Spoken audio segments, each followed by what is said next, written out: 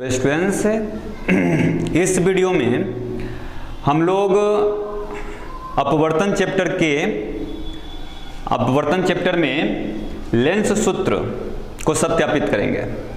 Okay, जो कि formula होता है 1/v - 1/u = 1/f।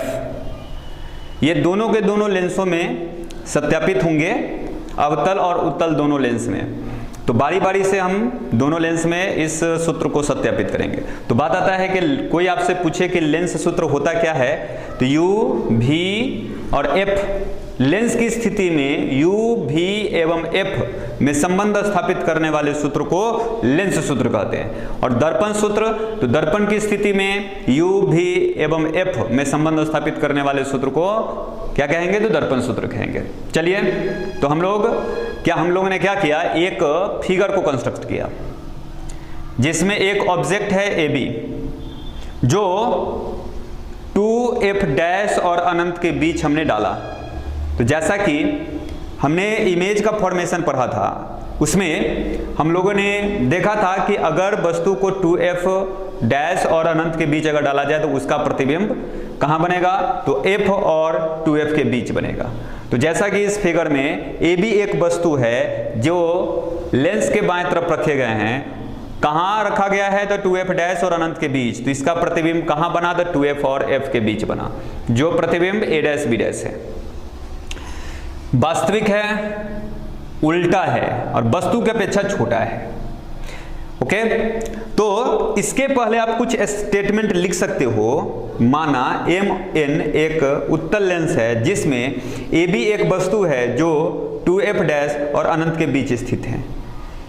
जब लेंस से अपवर्तन होता है तो उसके आफ्टर a', b' एक प्रतिबिंब बनता है जो 2f और f के बीच है, जैसा कि हम फिगर के में देख रहे हैं। और इसको अब हम लोग सत्यापन करेंगे। प्रूफ हमने देखा, देखो फिगर में आपको दो ट्रायंगल ऐसे लेने हैं जिसको हमें समरूप दिखाने होंगे, या जिसे हम समरूप दिखा सकते हैं।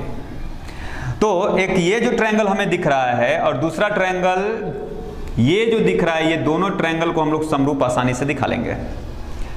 तो in triangle BAO and B'A', यानी ये जो ट्रायंगल हम देख पा रहे हैं और ये जो ट्रायंगल देख पा रहे हैं, इस दोनों ट्रायंगल को हमने लिया। और जैसा कि यहां दिख रहा है कि ये कोण 90 डिग्री का है और यहां भी 90 डिग्री का कोण है, तो हमने वही बात लिखा, BAO angle BAO equals to angle B'A', पर 90 डिग्री का कोण बन रहा है, तो B'A', 90 डिग्री से। एक हमने बात लिखा, जैसा कि हमें पता है कि दो रेखाएं अगर प्रतिच्छेद करती है तो ये दोनों कोण आपस में बराबर होता है। इस कोण के पेयर को हम सम्मुख कोण कहते हैं या शीर्षाभिमुख कोण कहते हैं। तो जैसा कि फिगर में हम देख पा रहे हैं कि ये एंगल और ये एंगल आपस में बराबर होंगे, जो कि शीर्षाभिमुख कोण के पेयर को रिप्रेजेंट करते हैं। तो ये एंगल इक्वल टू ये एंगल, हमने उसी बात को लिखा है, एंगल BOA। देख लो, BOA इक्वल्स टू B'A', सम्मुख कोण से। अगर किसी त्रिभुज के दो कोण अगर बराबर हो तो तीसरा कोण खुद ब खुद बराबर होगा। तो AA समरूपता से दोनों का दोनों ट्रायंगल समरूप हो गया, यानी AA समरूपता से ट्रायंगल BAO समरूप होगा। हमने समरूपता चैप्टर पढ़ाया भी है आपको, ज्योमेट्री वाले पार्ट में समरूपता से रिलेटेड बात हमने समझाया है। यहाँ BAO जो है, B किसके इक्वल है, तो B कोण किसके इक्वल होगा, तो B' के। तो यहाँ B लिखे हैं तो B' से स्टार्ट करेंगे। A कोण किसके इक्वल है, तो A कोण जो है A' के इक्वल है। तो A अगर सेकेंड पोजीशन पर लिखा है तो A' को हमें सेकेंड पोजीशन पर लिखना पड़ेगा। फिर रिमेनिंग जो भी बचा O किसके इक्वल है, तो O के। तो हमने यहाँ थर्ड पोजीशन पर O को लिखा है, तो यहाँ भी थर्ड पोजीशन पर O को लिखेंगे। तो ये दो ट्रायंगल आपस में सिमिलर हो गए, यानी कि ये दोनों ट्रायंगल सिमिलर है। तो दो त्रिभुज जब सिमिलर होता है यानी समरूप होता है तो उसके संगत भुजाएं समानुपाती होते हैं। तो ये जो BO रेखा है इसकी कोई आवश्यकता नहीं है, हाइपोटेनस का कोई आवश्यकता नहीं है, यानी BO का कोई आवश्यकता नहीं, इसको छोड़ देंगे, B'O को भी छोड़ देंगे। संगत भुजाओं को, BO का जो भी संगत भुजा होगा उसको भी हम नहीं लेंगे। तो यहाँ BA लेंगे, तो BA संगत भुजाएं क्या होती है, समानुपाती होती है। तो BA अपॉन B', A'। दूसरा AO upon A dash O। तो ये हमने इसको समीकरण 1 मान लिया। उसी प्रकार हमने इस ट्रायंगल और इस ट्रायंगल को समरूप दिखाया, जैसा कि दिख रहा है ये कोण और ये कोण आपस में बराबर होगा, तो हमने लिखा फिर ट्रायंगल POF एंड क्या लिखे हैं, तो B dash A dash F में, इस ट्रायंगल में हमने लिया।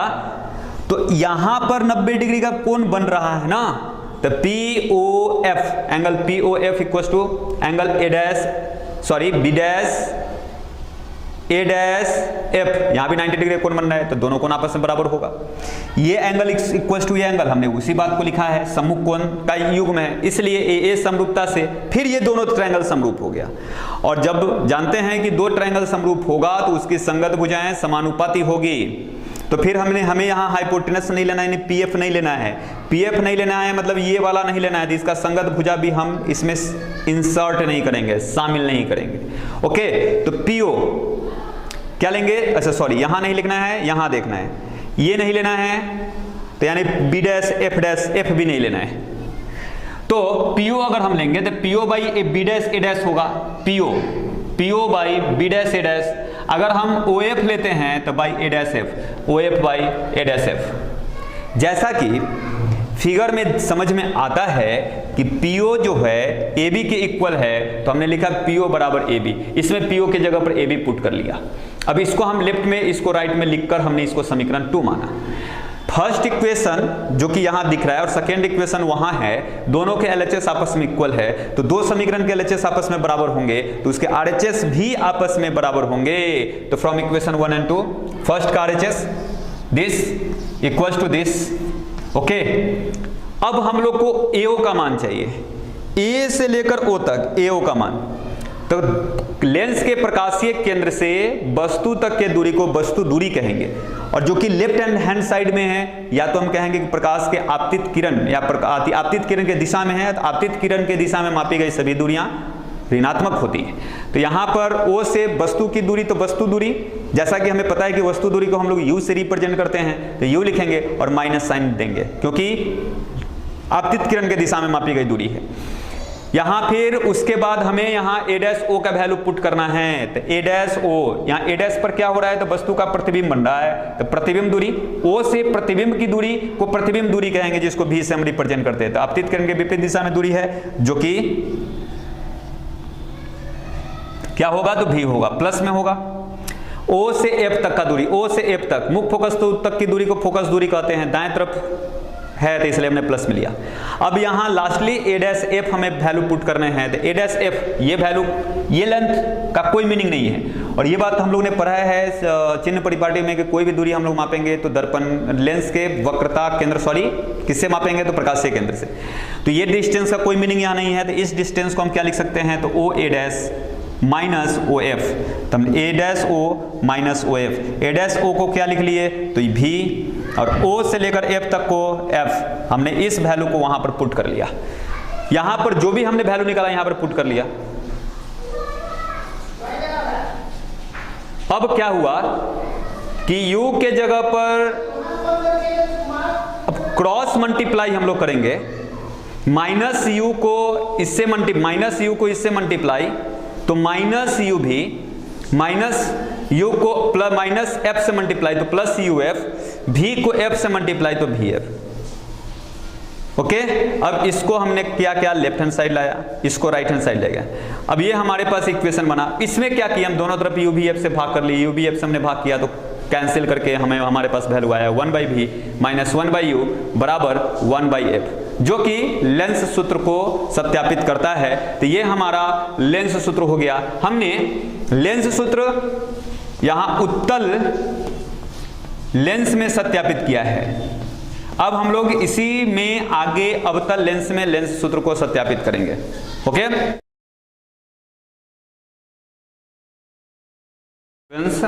अब हम लोग अवतल लेंस में लेंस सूत्र को प्रूव करेंगे।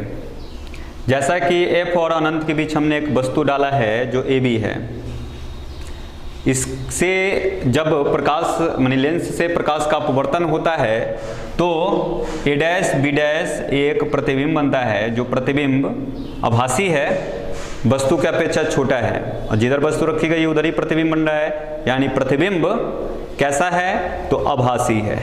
ओके, वस्तु से छोटा, सीधा है। तो जैसा कि इस फिगर में हमें सब कुछ दिख रहे हैं, वो अब हम लोग एक्सप्रेस करेंगे। चलिए अब हम लोग प्रूफ करते हैं। तो फिर हम लोग वैसे दो ट्रायंगल लेंगे जो जिसे हम लोग सिमिलर दिखा सकते हो। तो यहाँ एक ट्रायंगल है ए बी ओ और दूसरा बी डैश ए डैश ओ। ये जो दो ट्रायंगल है ये दोनों ट्रायंगल सिमिलर होंगे, क्योंकि यहाँ 90 डिग्री का एंगल बन रहा है। इसमें बड़ा वाला ट्रायंगल में, छोटा वाला ट्रायंगल में ए डैश पर 90 डिग्री का कोण बनेगा, और यह जो कोण है, यह कोण जो ओ पर कोण बन रहा है, दोनों बड़ा वाला ट्रायंगल और छोटा वाला ट्रायंगल दोनों में उभयनिष्ठ है। तो हम लोग उसी बात को लिखे हैं B A O in triangle B A O and B dash A dash O. Okay, यहाँ बी ए ओ एंगल बराबर है B dash A dash O angle के, दोनों जगह पर 90 डिग्री का एंगल बन रहा है, और साथ ही साथ ये कोण दोनों में उभयनिष्ठ है। तो हम लोग लिखेंगे बी ओ ए या बी, अच्छा नीचे है B O A equals to B dash O A dash, B dash O A dash उभयनिष्ठ। तो ए समरूपता से दोनों ट्रायंगल समरूप हो गया। जैसा कि हम लोग को पता है कि हम लोग को क्या नहीं लेना है, उसके अनुसार हमने दो ट्रायंगल समरूप होता है तो संगत भुजाएं समानुपाती होती है। उससे हमने क्या किया, फर्स्ट इक्वेशन बनाया, यानी कि बीओ, हमें यहाँ पर बीओ का कोई आवश्यकता नहीं है, तो ये साइड को हम लोग छोड़ देंगे। तो बीओ अगर हम नहीं लेंगे तो बी डैश ओ भी नहीं लेंगे, क्योंकि उसके संगत भुजाएं हैं, वो हम नहीं लेंगे। चलिए अगेन हम लोग अब देखो यहाँ ध्यान से अगर देख रहे हो तो ये जो ट्रायंगल दिख रहा है, ये ट्रायंगल, इस ट्रायंगल और यहाँ जो एक छोटा ट्रायंगल दिख रहा है उस ट्रायंगल को हम लोग लेंगे। तो यानी यहाँ पर पी है, P O F and B dash A dash F को हमने लिया। अब क्या है कि यहाँ 90 डिग्री का एंगल बन रहा है इस पर ओ पर, तो हमने लिखा P O F equal to, यहाँ पर ए डैश पर 90 डिग्री कोण बन रहा है तो हमने उसी बात को लिखा 90 डिग्री से, और ये जो एफ कोण है दोनों में उभयनिष्ठ है, यानी P F O equal to B dash F A dash उभयनिष्ठ। ये ए समरूपता से दोनों ट्रायंगल समरूप हो गया। तो हमें पी एफ नहीं लेना है, बिकॉज ये पी एफ हाइपोटेनस है, पी से एफ तक हाइपोटेनस है, तो हाइपोटेनस वाला नहीं लेंगे, तो ये नहीं लेंगे, तो इसका संगत भुजा बी डैश एफ भी नहीं लेंगे। तो उसी प्रकार तो जब दो ट्रायंगल समरूप होते हैं तो उसके संगत भुजाएं समानुपाती होती है, हमने यहाँ लिखा। जैसा कि फिगर में हम देख पा रहे हैं कि ए बी किसके बराबर है, तो ओ एम के, यानी ओपी के जगह पर हम ओपी बराबर ए बी है, यानी ओपी के जगह पर हमने ए बी पुट कर लिया। इसको हमने पहले लिख लिया, अब equal to O F by A dash F, equation number 2 मान लिया। ये दोनों इक्वेशन को अगर हम सही ढंग से देख पा रहे हैं तो दोनों के एलएचएस आपस में बराबर है, इसका मतलब दोनों का आरएचएस बराबर होगा।